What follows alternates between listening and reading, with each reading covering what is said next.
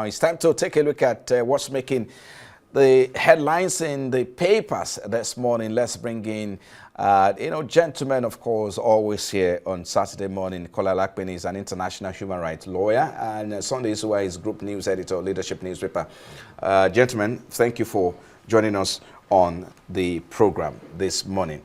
Well, let's begin, of course, begin the review this morning. First, from this day newspaper on the front page, of course, screaming and interesting stories for you this morning.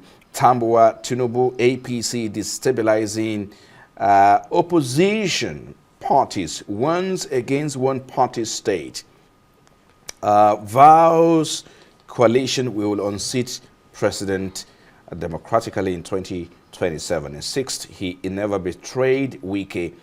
Outrage, condemnations, trail police, invitation of El-Rufai, others for alleged disturbance of public peace, attack on Malami, Castina elders. Well, I think that's a very interesting story. Let's take another one here. Silent killer, experts sound the alarm on hypertension surge. This is health matter. Adeni, Nigeria, rallying African head of customs to clear trade obstacle.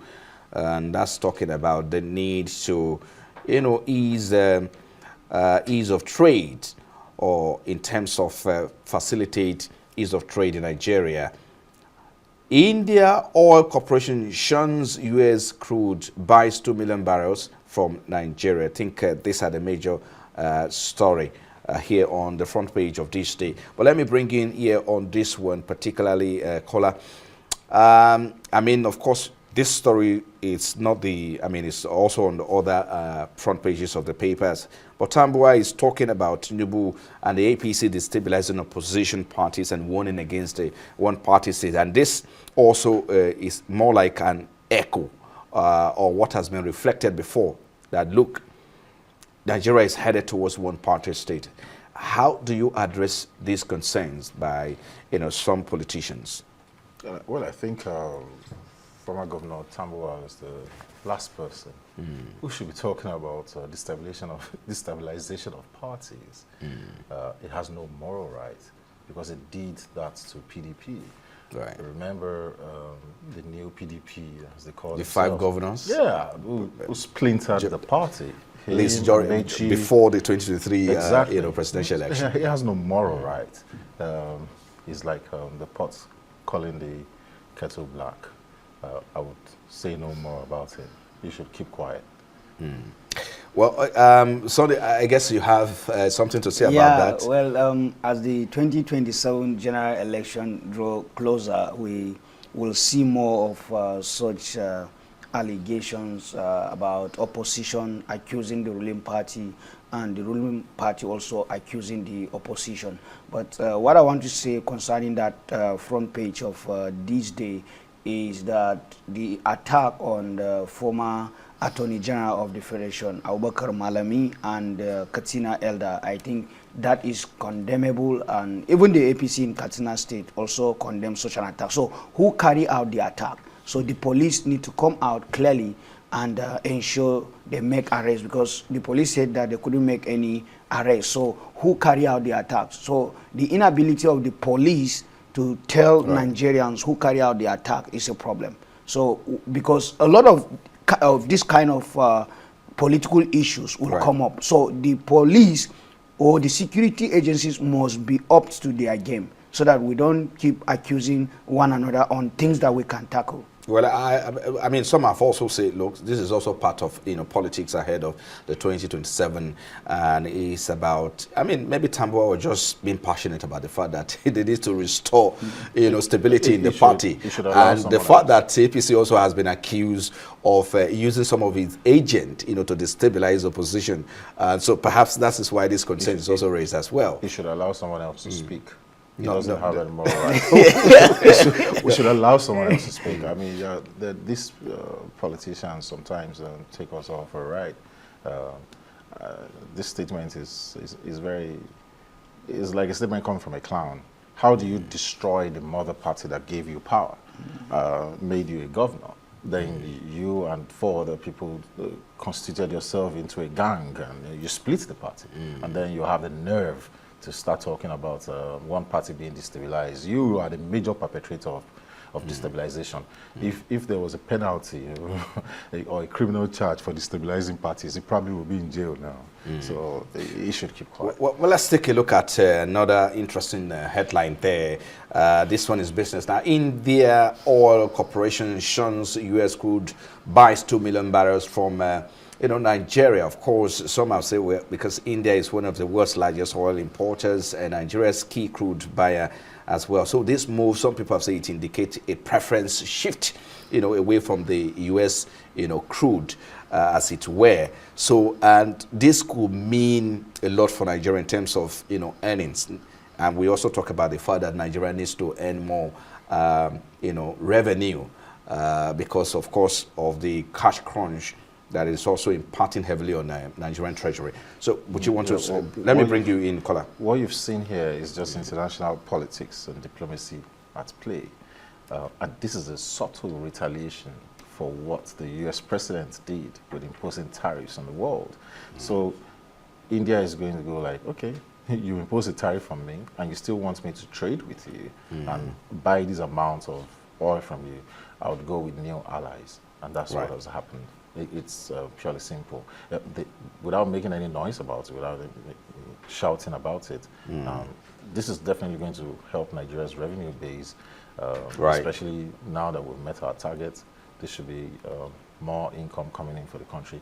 And India and Nigeria have always been historical allies, historical partners. There's a lot of medical tourism going on between Nigeria and India. Lots of people go into India for transplants and everything.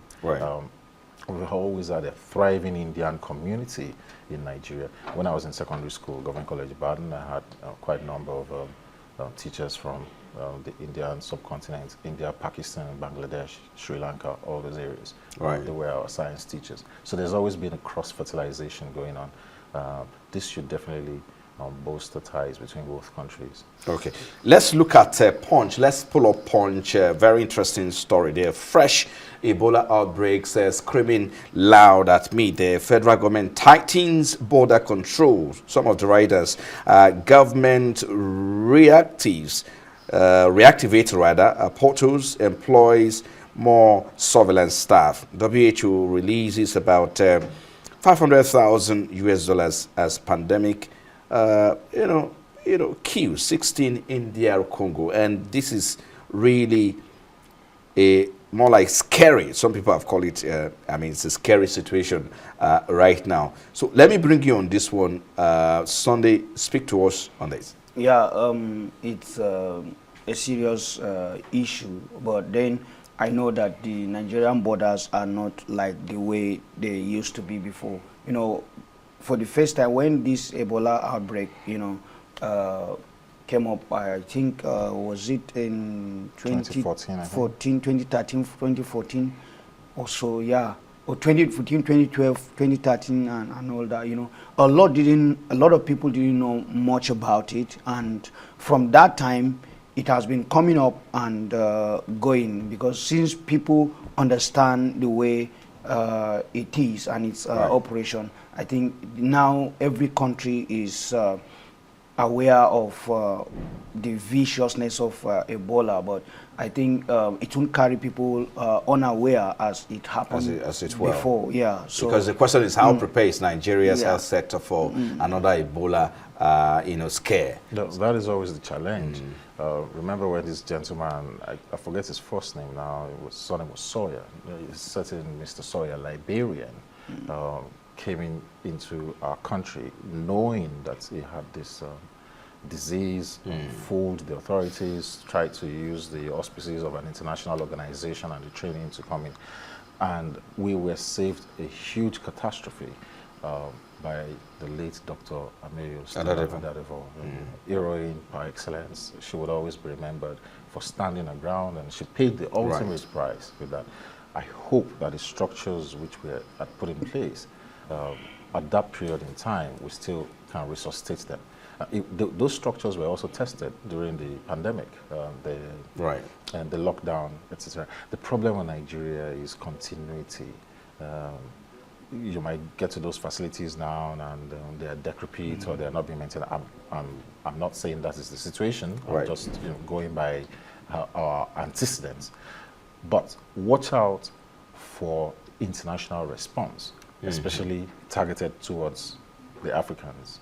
You would start seeing some practices saying people from these countries are not allowed to come into Europe or into America. It's standard practice. They always have a knee-jerk reaction to these things. So that should be more of concern for the government, how the international community responds and how we respond back to them. Nigeria must firmly continue with our doctrine of reciprocity. If we don't, people are just going to be trampling on us.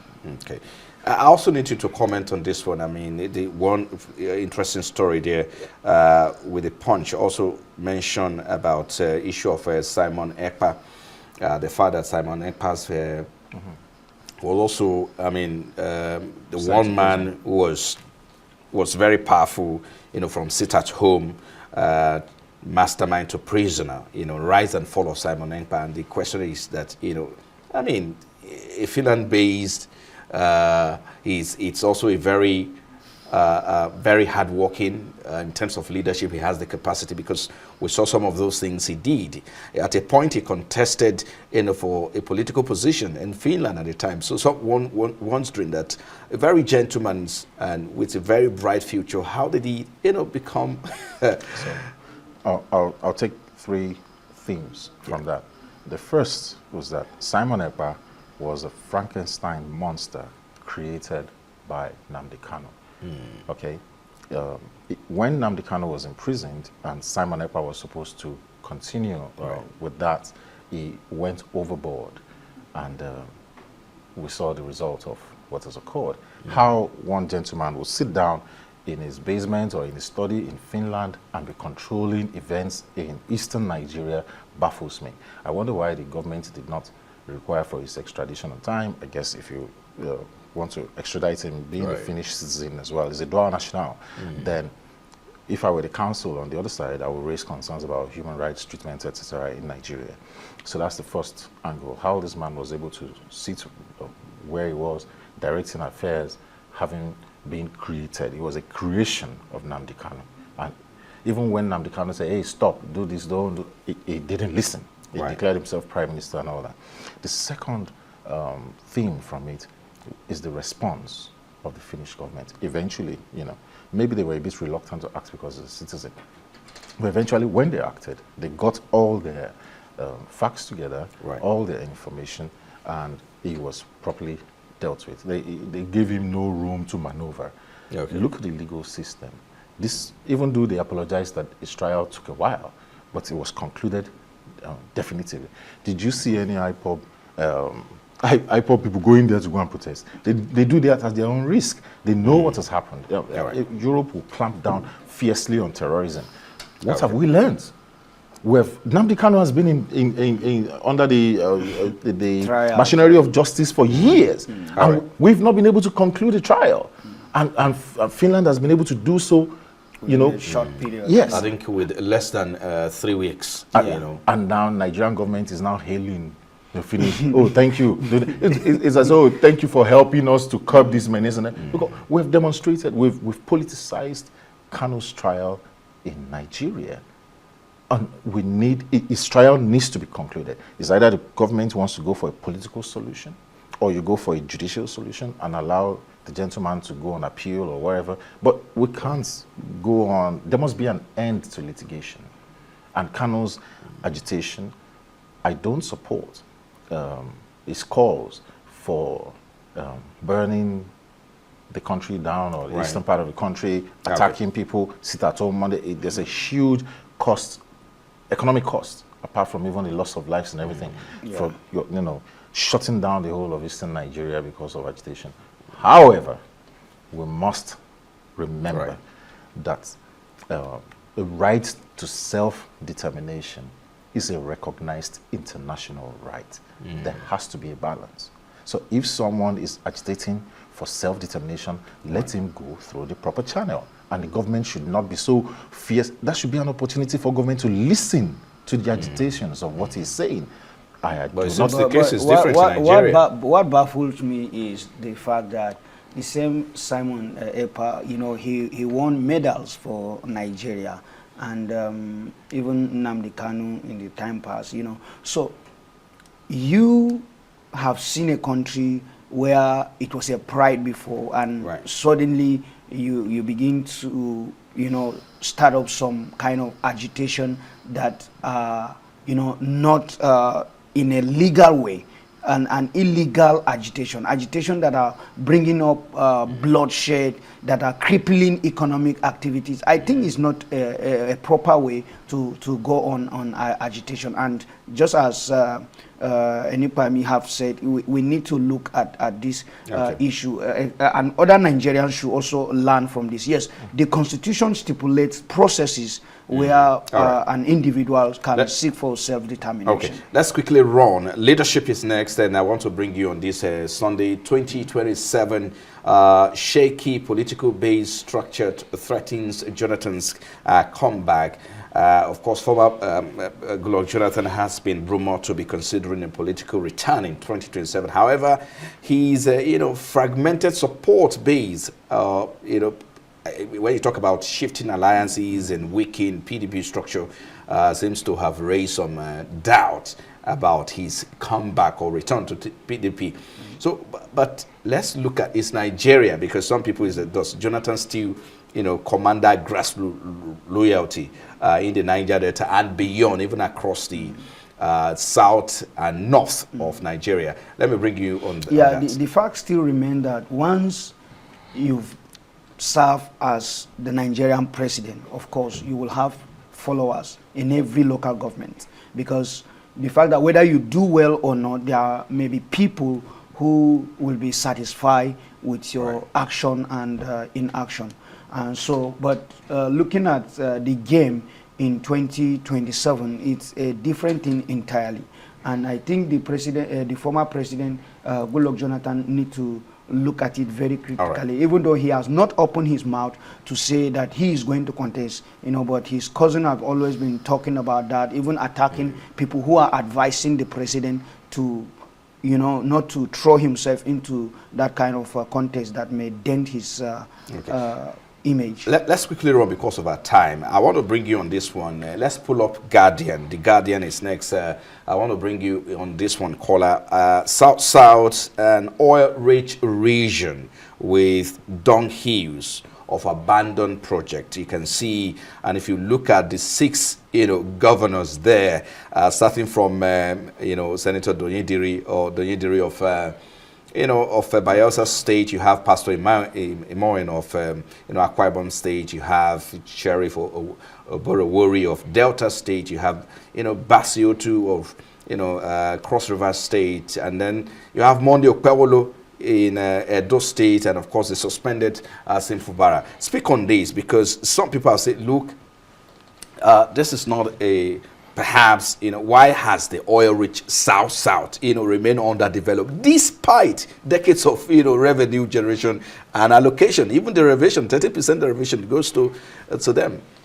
It's a shame. The Niger Delta is very passionate to me. I worked there in my previous life, and I worked in maybe like 1,000 villages, starting from Benin all the way down to Delta, Ole, Yedame, Patani, all the way East-West Road, Aoda, all the places there, John Kramer 1, 2, 3, 4, etc. Right. You know, and the abject poverty of the people of that part really is something that we should be worried about.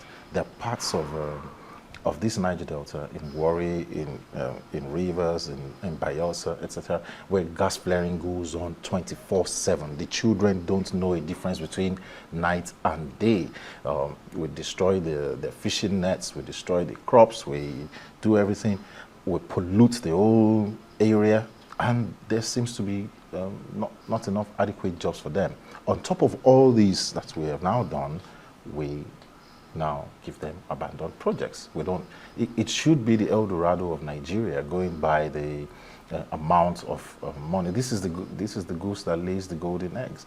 But the whole place is littered with, fueled in corruption. We have we used to have the OMPADEC, then we got the NDDC, where a certain amount of money is supposed to be earmarked for developmental projects. But what did we get to the NDDC? We got a fainting spell in the National Assembly when the MD of the NDDC was brought in there. And we even found out that members of the National Assembly who were dipping their hands into the till of the NDDC, which gave us this famous slogan, "Off your mic." Because when Akpabio, because it was a trending because when Akpabio statement at the time, exactly, when the now Senate president, because when Akpabio got he was at some point he was head of the NDDC, I think, like a chairman or something, Minister of Niger Delta, and he got there and he said, "You all are taking from this. We are giving you a cut. We are giving from," and they were looking and said, "Maybe you don't know. Ask your bosses." That was the most audacious indictment by someone in government against another person, against the parliament. And what did the parliament do? They ran away. They ducked and they say, "Off your mic, don't speak like that." And they were trying to shush him up. This now you know why we have abandoned projects. Yes. Because of our time, I want us to quickly run. Let's go international now. And I want to bring you on this one, Sunday. This one is Daily Graphic. If you can pull up Daily Graphic there, ongoing wax. Why uncovers massive cheating, and because they have exposed widespread cheating in the ongoing exams, raising concerns over the future quality of education in West Africa. Because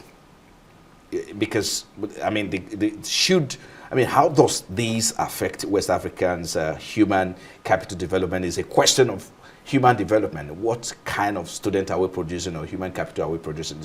Sunday, I need you to comment on that. Well, it's a pandemic, because if you check the story, some centers have been shut down in Ghana.